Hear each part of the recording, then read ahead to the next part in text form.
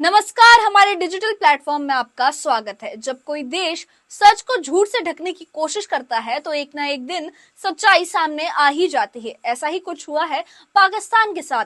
पाकिस्तान के पूर्व विदेश मंत्री बिलावल भुट्टो जरदारी ने संयुक्त राष्ट्र के मंच से भारत पर मुसलमानों के साथ भेदभाव करने का आरोप लगाया।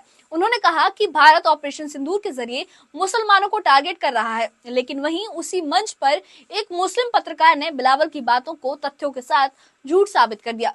इस रिपोर्ट में हम आपको बताएंगे कि कैसे 7 मई की रात भारत ने जम्मू कश्मीर के पहलगाम में हुए आतंकी हमले का मुंहतोड़ जवाब दिया। ऑपरेशन सिंदूर के जरिए भारत ने पाकिस्तान और पीओके में आतंकी ठिकानों को तबाह किया।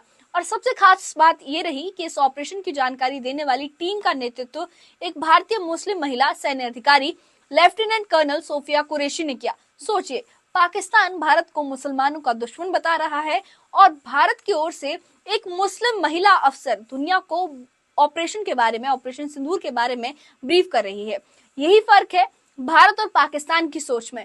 तो आइए शुरू करते हैं आज की खास रिपोर्ट, जिसमें आपको पता चलेगा कि किस तरह पाकिस्तान का जो झूठा नैरेटिव है, जो वो भारत के खिलाफ साबित करना चाहता है दुनिया को, वो कैसे झूठ साबित हो गया और कैसे बिलावल भुट्टो की बोलती बंद हो गई जब एक मुस्लिम पत्रकार ने उनसे इस बारे में पूछा कि किस तरीके से भुट्टो का जो दावा है वो गलत है। देखिए ये खास रिपोर्ट।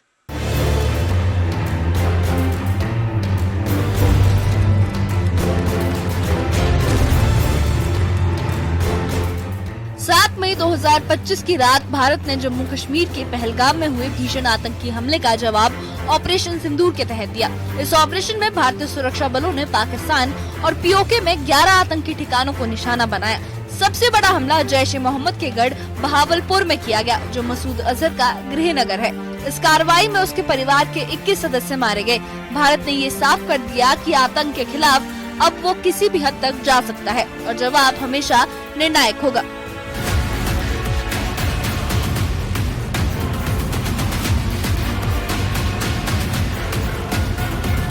भारत की इस कार्रवाई के बाद पाकिस्तान अंतर्राष्ट्रीय मंचों पर भारत को घेरने की कोशिश में जुट गया। पाकिस्तान के पूर्व विदेश मंत्री बिलावल भुट्टो जरदारी संयुक्त राष्ट्र पहुंचे और इस्लामिक सहयोग संगठन यानी OIC के प्रतिनिधियों से मुलाकात की। उन्होंने आरोप लगाया कि भारत में मुसलमानों के साथ भेदभाव हो रहा है और ऑपरेशन सिंदूर की आड़ में मुस्लिम समुदाय को निशाना बनाया जा रहा है। उनका मकसद था कि भारत को इस्लामोफोबिक राष्ट्र के तौर पर पेश किया जाए। लेकिन इसी प्रेस कॉन्फ्रेंस में अमेरिका के एक मुस्लिम पत्रकार अहमद फती ने बिलावल को बीच सभा में रोकते हुए उनकी बातों को चुनौती दी। उन्होंने कहा कि उन्होंने दोनों पक्षों की ब्रीफिंग देखी है और भारत की तरफ से इस ऑपरेशन की जानकारी देने वाली टीम का नेतृत्व एक मुस्लिम सैन्य अधिकारी कर रही थी। फती ने कहा कि it was a Muslim Indian army officer who led the operation Sindoor briefing. उनकी इस टिप्पणी के बाद बिलावल भुट्टो जवाब नहीं दे पाए और सिर्फ सिर हिलाते रह गए। Let me start with a statement you made today, saying that the recent terrorist attack in Kashmir is being used as a political tool to demonize Muslims in India. Sir, I have watched the briefings on both sides, and as far as I recall, there were Muslim Indian military officers who were conducting the briefing on the Indian side. Well, as far as the operation is concerned, you're absolutely right. Okay. जिस भारतीय अधिकारी का जिक्र पत्रकार ने किया वो थी लेफ्टिनेंट कर्नल सोफिया कुरैशी। वो भारतीय सेना की सिग्नल कोर में वरिष्ठ अधिकारी हैं और ऑपरेशन सिंदूर की अंतर्राष्ट्रीय प्रेस ब्रीफिंग में प्रमुख भूमिका में थी। इस ब्रीफिंग में उनके साथ विंग कमांडर व्योमिका सिंह और भारत के विदेश सचिव विक्रम मिस्री भी मौजूद थे। ये भारत की समावेशी नीति का साफ उदाहरण था, जहां योग्यता और देशभक्ति को सबसे ऊपर रखा जाता है, न कि धर्म या जाति को।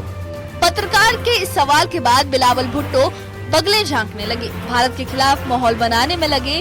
पाकिस्तान को संयुक्त राष्ट्र में जो सपोर्ट थी वो तो उसे नहीं मिला, अलबत्ता भारत से बातचीत के लिए उसे अंतर्राष्ट्रीय समुदाय के सामने हाथ फैलाना पड़ रहा है। For Pakistan, but for the international community by and large, to continue to pursue dialogue and diplomacy is the only viable path to peace. Pakistan's position today is that we would like to have a comprehensive dialogue with India. Bilawal Bhutto ने भारत की तुलना Israel से की और प्रधानमंत्री नरेंद्र मोदी को Netanyahu जैसा बताया। उन्होंने भारत पर यह भी आरोप लगाया कि वो शांति प्रक्रिया को रोक रहा है और मुसलमानों को निशाना बना रहा है, लेकिन ओआईसी के मंच पर उनकी बातों को खास समर्थन नहीं मिला। भारत पर लगाए गए आरोप तथ्यों की कसौटी पर खरे नहीं उतरे। ऑपरेशन सिंदूर के बाद पाकिस्तान ने दावा किया कि भारत ने मस्जिदों और नागरिक इलाकों को निशाना बनाया है और 5 भारतीय विमान भी गिरा दिए गए हैं, लेकिन इन दावों को अंतर्राष्ट्रीय मीडिया रिपोर्टों और सैटेलाइट तस्वीरों ने खारिज कर दिया। किसी भी दावे का कोई ठोस सबूत पाकिस्तान नहीं दे पाया। उसकी इन कोशिशों को अब दुनिया भर में एक पुरानी रणनीति के रूप में देखा जा रहा है कि झूठ फैलाकर सहानुभूति बटोरने की नाकाम कोशिश। भारत की इस कार्रवाई को कई वैश्विक शक्तियों का समर्थन मिला। इजरायली राजदूत ड्यूवेन अजान ने भारत के आत्मरक्षा के अधिकार को उचित बताया। अमेरिका, जापान और जर्मनी जैसे देशों ने भी भारत के रुख को समर्थन दिया। अमेरिकी मीडिया ने ऑपरेशन सिंदूर पर भारत की प्रेस ब्रीफिंग को पेशेवर और तथ्यों पर आधारित बताया। इससे ये साफ हुआ कि दुनिया अब भारत की आतंकवाद के खिलाफ नीति को गंभीरता से समझ रही है। संयुक्त राष्ट्र के मंच पर जो हुआ उससे ये साफ हो गया कि अब झूठ का प्रचार ज्यादा देर तक नहीं टिकता। बिलावल भुट्टो जैसे नेता भले ही अंतर्राष्ट्रीय मंचों पर भारत की छवि को नुकसान पहुंचाने की कोशिश करें, लेकिन एक मुस्लिम पत्रकार के सवाल ने उनकी पूरी स्क्रिप्ट को पल भर में बेनकाब कर दिया। लेफ्टिनेंट कर्नल सोफिया कुरैशी की मौजूदगी ने दुनिया को ये दिखा दिया कि भारत में हर धर्म और समुदाय को न केवल बराबरी मिलती है बल्कि नेतृत्व का अवसर भी मिलता है। यही है भारत की असली ताकत, एकता में विविधता और सच्चाई में भरोसा। Bureau report. तो आपने देखा कि किस तरह पाकिस्तान एक बार फिर झूठे आरोप लगाकर भारत को बदनाम करने की कोशिश कर रहा था, लेकिन इस बार उसके झूठ की पोल खुल गई, वो भी दुनिया के सामने सबसे बड़े मंच पर यानी संयुक्त राष्ट्र के मंच पर। एक मुस्लिम पत्रकार ने जब बिलावल से सीधा सवाल किया कि अगर भारत मुसलमानों के खिलाफ है तो फिर ऑपरेशन सिंदूर की ब्रीफिंग एक मुस्लिम महिला अफसर क्यों कर रही थी, तो बिलावल भुट्टो एक शब्द तक नहीं बोल पाए। उनकी बोलती बंद हो गई क्योंकि उनके पास कोई सही जवाब था ही नहीं। वहीं भारत की ओर से लेफ्टिनेंट कर्नल सोफिया कुरैशी ने पूरी दुनिया के सामने एक प्रोफेशनल अंदाज में भारत का पक्ष रखा था। इस रिपोर्ट में आपने साफ देखा कि भारत में मजहब से ज्यादा अहमियत योग्यता को दी जाती है। यहाँ हर धर्म के लोग देश की सेवा कर रहे हैं और अगर कोई भारत पर झूठा इल्जाम लगाए तो जवाब में भी उसे पूरे आत्मविश्वास के साथ उसे जवाब दिया जाता है, और वही जवाब ऑपरेशन सिंदूर था। आज भारत की छवि एक मजबूत, समझदार और सभी धर्मों को साथ लेकर चलने वाले देश के तौर पर दुनिया के सामने उभरी है, और यही हमारी सबसे बड़ी ताकत है। अगर आपको लगा हो कि आपकी इस बारे में क्या राय है, हमें बताइए कि क्या जो भुट्टो के वो दावे थे उससे पाकिस्तान की पोल कैसे खुली है, और हमें बताइए कि आप क्या सोचते हैं। क्या अब भारत पहले से ज्यादा मजबूती से अपनी बात दुनिया के सामने रख रहा है, और कैसे दुनिया अब समझ पा रही है कि भारत का सच क्या है और पाकिस्तान के खोखले दावे और पाकिस्तान का दोगला चेहरा कैसा है। पाकिस्तान जो इंटरनली कितने इश्यूज से जूझ रहा है, जहां उसके अपने लोग सेफ नहीं हैं, जहां पे एक टिकटॉकर लड़की की 17-18 साल की लड़की की गोली मारकर, उसी के घर में गोली मारकर उसकी हत्या कर दी जाती है, जहां जेल से कैदी फरार हो रहे हैं, और जहां पे जो नेता है वो आतंकियों के साथ मन साझा करते हैं और उन्हें हीरो के तौर पर अपनी आवाम को बताते हैं।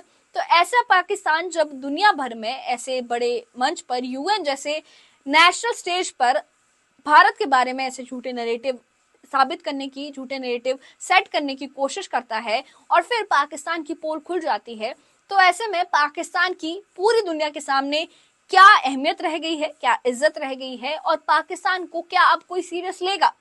इस बारे में आपकी क्या राय है, हमें कमेंट बॉक्स में अपनी राय जरूर बताइएगा। और इस मामले से जुड़े अपडेट्स के लिए और ऐसी ही खबरों के लिए हमारे चैनल के साथ बने रहिए। हमारे चैनल को सब्सक्राइब करिए। शुक्रिया।